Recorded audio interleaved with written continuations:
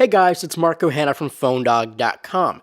Cameras are everywhere, and some of the best photos we are now taking are coming straight off our phones. So I looked at two of the best devices and asked which one would be best. So stay tuned for the iPhone 5s and the Xperia Z1s right here at PhoneDog.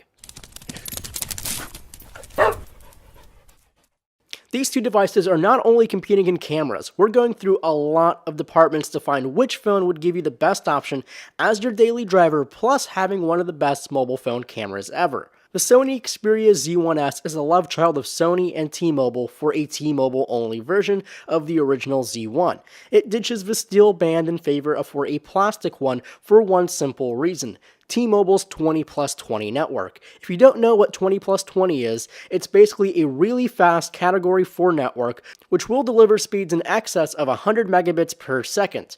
T-Mobile is already lighting up their network now and should have a very nice wide coverage area by mid-2015.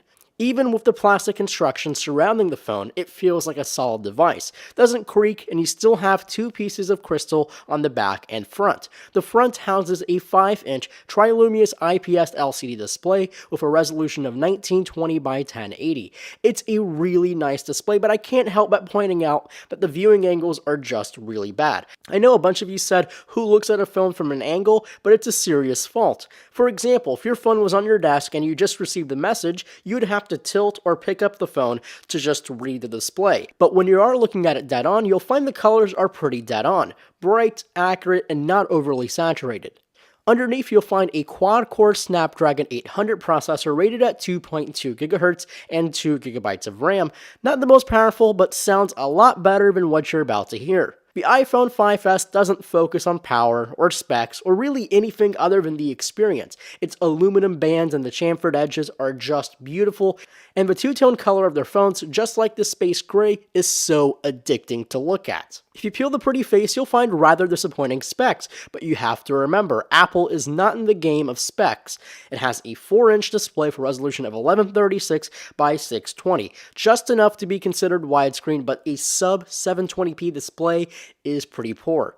But it has 326 pixels per inch, which means you won't notice any of the pixels from a normal distance. Inside, you have a dual-core 1.3 GHz processor called the A7. It's a new chip with a totally new architecture. Based on a full 64 bits, it can unlock a lot of potential power for a lot of game developers and basically any developers out there. Also, you have a motion coprocessor called the M7, which handles all the motion pickup, which improves battery life, making sure the iPhone uses the M7 instead of the A7 for all the motion pickup. Lastly, and rather disappointingly, you have 1 GB of RAM. Same specs as basically the Samsung Galaxy S2. It's a 6-year generation device, which sounds really poor, but we'll come back to this later. So if you base your comparison by numbers, you'll find the Z1s blows the iPhone 5s out of the water. Well, you would be correct. If you were to somehow use your Z1s and iPhone 5s to, I don't know, maybe render a video, the Z1s would probably finish rendering the video in 60% of the time of the iPhone 5s. But in real-world performance, these two are basically identical, mainly due to software optimization. The iPhone is running iOS 7 and the Z1s is running Android 4.3. We have Geekbench 3 running on these two devices, and the results show the iPhone having a higher single-core test than the Z1s. This correlates that the iPhone would perform better when it's running single-core applications like the web browser, for example. Now, the multi-core scores show the Z1s ahead of the iPhone for the reason of having two more physical cores. So to test it out, we have the iPhone 5s and the Z1s on the same Wi-Fi network to load up PhoneDog.com. While the Z1s has a slight advantage of loading it quicker, the iPhone 5s has a more polished and smoother experience of rendering the entire page. No serious hiccups on the Xperia though, but the fluidity of the iPhone 5s is just unmatched. Switching gears to software, well, I really can't say much here. Android and iOS are so far apart now that it's mainly down to personal taste. If I had done this test before Android 4.0, I would have said the iPhone hands down. Because Android in the earlier stages had fragmentation all over the place, and the skins were just at a huge peak of dragging down your phone. Now with Android Jelly Bean, Google has a little bit more control over what happens to their beloved software. And I do like Sony's skin. Not my favorite, I would totally prefer a stock Android experience, but the bits of Android are still all there, and the phone is a very quick phone. Also, it's a huge addition for anyone who has a PS3 or a PS4. The addition of PlayStation Mobile and the network applications on a Sony device just makes the experience all the better. The iPhone has a similar experience of how good it is. Customization is basically nowhere to be found. You're not going to find any way to customize this phone. That's not what Apple's focused on. The selection of applications is surreal. And also the presentation of all the applications just look miles better than the Google Play Store. Even with underwhelming specs, the iPhone doesn't miss a beat. Ever. Just goes to show the power of software and controlling your own hardware. The battery life on these two are night and day. The iPhone's fairly tiny 1570 mAh battery lasts me a full day, but that's just. While the much larger, almost double the size of the iPhone's battery, the Z1s houses a 3000 mAh battery, which easily lasts me a day and a half of full usage, going through the night as well. Now it's to the real story, the cameras. These two sport the world's best cameras on mobile phones. The claim isn't quite true with the raw images coming off the Lumia 1020, but that just misses the point. The iPhone has focused on optics, sensor, and software. Perhaps it's the other way around. They really did design everything around the optics and sensors and made the software as good as it can be.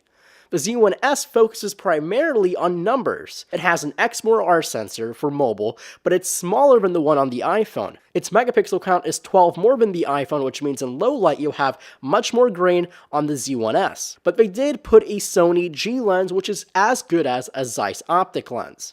The results are pretty shocking. The images coming off the Z1s are sharp, but the colors seem overprocessed. It sometimes feels that the Z1s just pushes up the highlights to wash every single detail out. And other times the colors go to different color temperatures, and well, it's basically all over the place.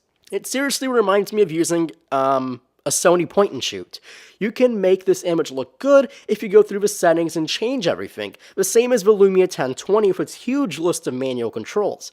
The iPhone 5S just takes the best possible photo at any time. These are meant to replace our point and shoots, not our DSLRs. So looking at the sample images, the iPhone consistently gives a better result right out of the camera, while the Z1s captures detail, but they just look off. Video also goes to the iPhone.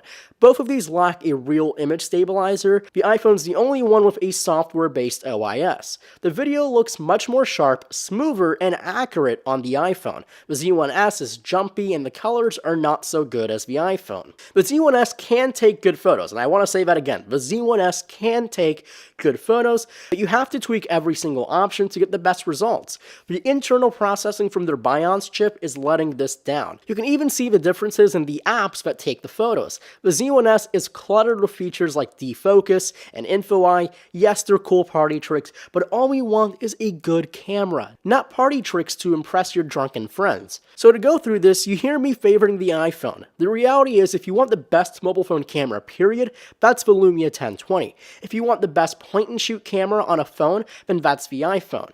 If you want the best all-around phone with a good camera, that's almost a dead heat. I'm almost saying the Z1s because it's a phone that would last me all day unlike my iPhone, and maybe yes, I am getting tired of a smaller 4-inch display. But I'm sticking with my iPhone choice because it's just a better camera, and it's just a better everyday user. Maybe if Sony changes their processing algorithm, maybe, perhaps, who knows? Well, thanks for watching. Make sure to follow yours truly at PhoneDog_Marco on Twitter, and until next time, my name is Marco Hanna.